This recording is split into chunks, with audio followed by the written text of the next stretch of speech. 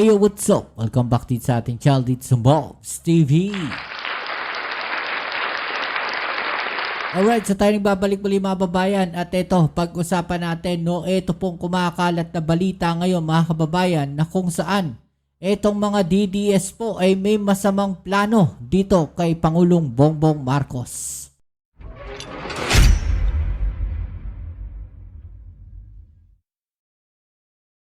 Pero syempre bago ang lahat, please don't forget to subscribe, like, share at comment dyan sa comment section. At shoutouts na rin sa mga followers sa atin dyan. Maraming salamat sa inyong suporta at sa mga palagi pong nandiyan dyan mga kababayan. Shoutout sa inyo, maraming salamat po. Okay, so ito mga kababayan, kumakalat po ngayon itong balita na to na kung saan ay mayroon pong masamang balak, no, dito po kay Pangulong Bongbong Marcos. Okay, so ano kaya itong masamang plano nila na to mga kababayan? No, ito po yan. Pangulong Bongbong Marcos, posibleng impeachment case. No, pinag-aaralan ng ilang ex-government official. Alam nyo mga kababayan, hindi po sila nagtagumpay, no, doon po sa rally ng Iglesia ni Cristo na nakaraan. Parang hindi po nagtagumpay i-hijack ng mga DDS, no, yung rally ng Iglesia. Hindi sila nagtagumpay na pabagsakin ng ating Pangulo. Sablay din yung ginawang paninira ni Senator Amy Marcos mga kababayan. At lahat po ng kanilang plano para pabagsakin ng ating Pangulong Bongbong Marcos sa loob po ng 3 araw ay hindi po nagtagumpay. So ito ngayon yung last resort nila o siguro isa sa mga huling alas nila mga kababayan, no, para patalsikin ang ating Pangulo. Dahil pinag-aaralan po nilang sampahan ng impeachment case ang Pangulong Bongbong Marcos. Talagang hindi po sila titigil hanggat hindi po nila napapatalsik ang ating Pangulo. Hindi po sila titigil hanggat hindi si Sara Duterte ang nakaupong Pangulo, mga babayan.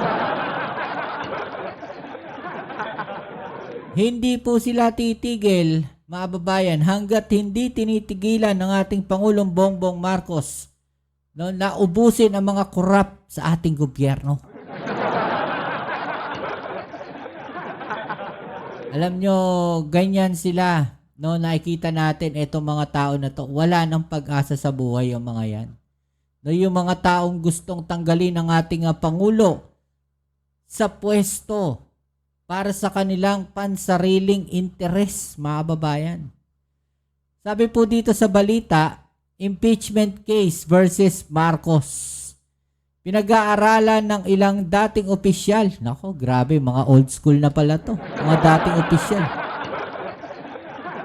Dating opisyal ng gobyerno ang posibleng paghahain ng impeachment case laban kay Pangulong Ferdinand Marcos Jr. Ayon kina dating Negros Oriental Representative Jacinto Paras at dating Presidential Anti-Corruption Commissioner Manuel Luna, tinitimbang pa kung maghahain ng impeachment case laban sa Pangulo. Nakikita umanong basihan para maisulong ito ang hindi pagbito ng Pangulo sa budget insertions, pagdawit ni Saldico sa kanya at aligasyon sa kanya ni Senator Amy Marcos na gumagamit ng illegal na droga. Okay. Panoorin muna natin itong balita tapos pag-usapan natin yung mga kababayan. Sagutin natin, isa-isahin natin, no, yung kanilang mga gustong gawing grounds dito kay Pangulong sa impeachment kay Pangulong Bongbong Marcos. Alright, ito muna yung balita. Pinag-aaralan na ilang dating opisyal ng gobyerno ang posibleng paghahain ng impeachment case laban kay Pangulong Marcos. Balita mula sa Maynila, hatid ni Radyo Patrol, Tricia Lindo. Trish! Jeff, sa kapihan sa Manila Bay Forum, sinabi ni dating Negros Oriental Congressman Jacinto Paras at dating Presidential Anti-Corruption Commission Commissioner Manuelito Luna na tinitimbang pa nila kung maghahain sila ng impeachment laban sa Pangulo. Ayon kay Luna, kabilang sa mga nakitang basihan para maisulong ito ang hindi pagbito ng Pangulo sa budget insertion. pagdawit ni Zaldico sa kanya, gayon din ang aligasyon ni Senador ni Marcos na gumamit ng iligal na droga ang kapatid na si Pangulong Marcos. Klaro nila na betrayal of public trust ang mga ito. Sakaling ihain na sila itong gawin sa lalong madaling panahon at mahalagaan nilang matibay ang ebidensyang hawak para mapansin ng Kamara. Kailangan talaga, tibayan nyo ebidensya, ha? Dahil sa mga taong bayan pa lang, alam na nila yung isasagot sa inyo. No, siguraduhin yung matibay ang ebidensya. Dahil lahat ng mga binanggit niyo dito, no, puro hocus-pocus at kwento-kwento lang. At yung iba dyan ay nasagutan ng Pangulo. Okay, hindi ko maintindihan dito sa mga gusto nilang gawing grounds, mga babayan.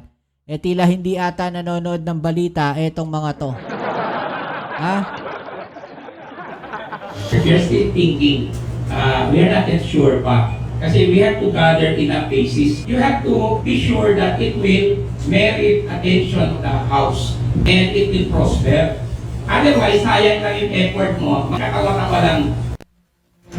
Plano rin hiratin ng dalawa si Cavite Congressman Kiko Barzaga na pag-isahin na lang ang kanilang impeachment case laban sa Pangulo. At yan. Okay, so gusto nilang kausapin si Barzaga, mga kababayan. Kung maalala natin, mga kababayan, ito po nga si Barzaga, meron ding impeachment complaint, no, dito kay Pangulong Bongbong Marcos. Ayan po, October 8 po yan, ha. Ipinakita ni Cavite 4th District Representative Kiko Barzaga sa isang video sa social media, no, nung Miyerkules daw ng October 8, ang isang dokumento ng aniyay ihahain niyang impeachment complaint laban kay President Bongbong Marcos. Under the grounds of betrayal of public trust, I am filing an impeachment of President Marcos and hopefully Congress will remove him soon so we can start investigating those involved in the flood control anomalies. Bobo ata to.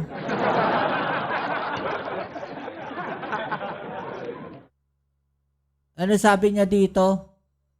Kailangan tanggalin yung Pangulong Bongbong Marcos para makapag-umpisa na raw na investigasyon, no, doon sa mga involved daw sa flood control anomalies. Kahit nandiyan naman yung Pangulong Bongbong Marcos, nag-umpisa na yung yung investigasyon sa flood control. Nakita nyo kung paano ilihis, kung paano manipula itong si Barzaga, mga kababayan. Hindi rin ata nag-iisip to. No? Hindi ata nag-iisip to. Dahil unang-una, hindi nila papansinin yung flood control anomalies kung hindi yan pinasabog ni Pangulong Bongbong. Kung hindi yan pinaputok ni Pangulong Bongbong Marcos, hindi po sasabog yung issue na yan ng flood control anomalies. At malamang sa malamang, hindi ninyo papansinin yan. May naglakas loob ba sa inyo na ilabas yung tungkol dyan sa flood control na yan? Ikaw, Kiko Barzaga, tatanungin ka namin. No? Nasa Congress ka. Bakit hindi ka nagsalita kung may alam ka dyan? Bakit ngayon ka magngangaw-ngaw at gusto mong tanggalin yung Pangulo para maumpisahan yung investigasyon sa flood control? Nandyan nga yung Pangulo, siya nga nagpaumpisa ng investigasyon. Ano sinasabi mo? Na kailangan tanggalin para maumpisahan yung investigasyon. Diba? So, nonsense itong ni Kiko Barzaga na to. Betrayal of public trust. Ikaw yung nag-betray sa public trust. No, dahil yung tiwala ng tao, no, na bumoto sa iyo diyan sa distrito mo para maging congressman at magsilbi sa kanila, anong ginawa mo? No, nakatutok ka sa paglaban sa gobyerno, nakatutok ka para patalsikin ang ating Pangulo. Okay, so dito mabalik tayo, mga kababayan, yung sinasabi po nila, no, yung gusto nilang maging grounds, pinag-iisipan nilang maging grounds, mga kababayan, doon sa impeachment kay Pangulong Bongbong. Ang sabi po dito, nakikita raw nilang basihan, no, yung hindi daw po pagveto ng Pangulo sa budget insertions. Hindi ata nanonood ng balita itong mga to. Malinaw po, no, sa mga balita na 119 million, I think, no, billion Yung pong binito, 190 billion yung binito ng ating Pangulong Bongbong Marcos doon sa budget insertion. Diba? Malinaw eh. So, paano nila sasabihin na hindi po binito ng Pangulo? Binito nga 190 eh. Diba 190 billion yung binito ng ating Pangulo? Diba? Yung sinasabi nilang budget insertion na 100 billion daw di umano. Netong si Saldico. Diba? Na tumanggap daw po itong Pangulo natin, no, ng 25% kung di ako nagkakamali. Pinabulaanan na po yan. No, na hindi po tumanggap yung Pangulong Bongbong Marcos natin ng ganong pera. Na wala pong tinanggap si Pangulong Bongbong Marcos mula doon sa budget insertion. Di ba?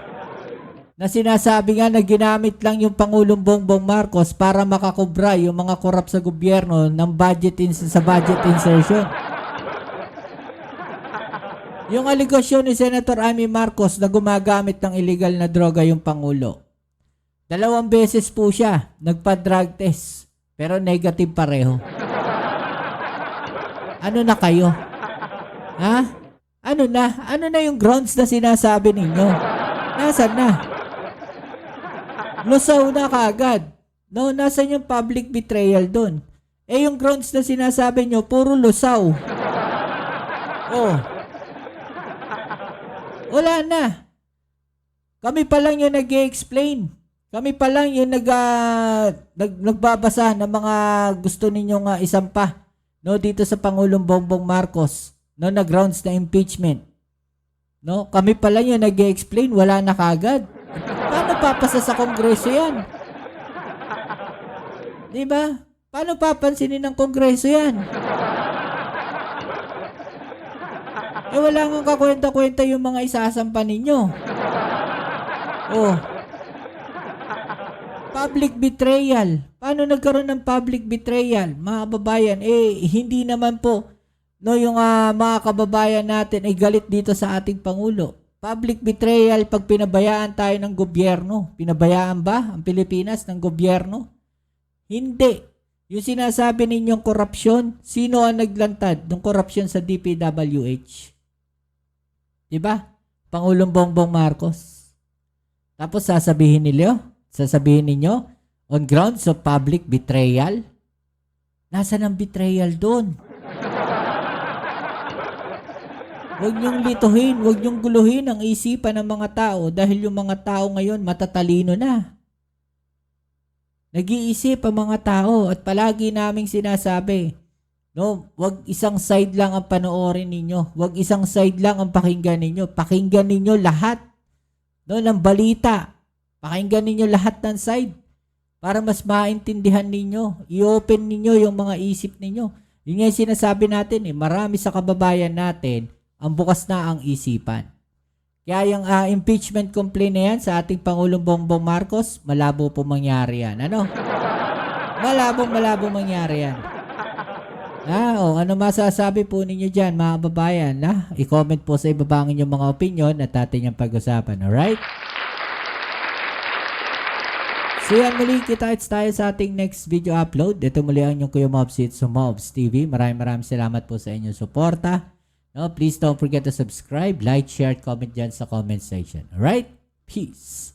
I'm out.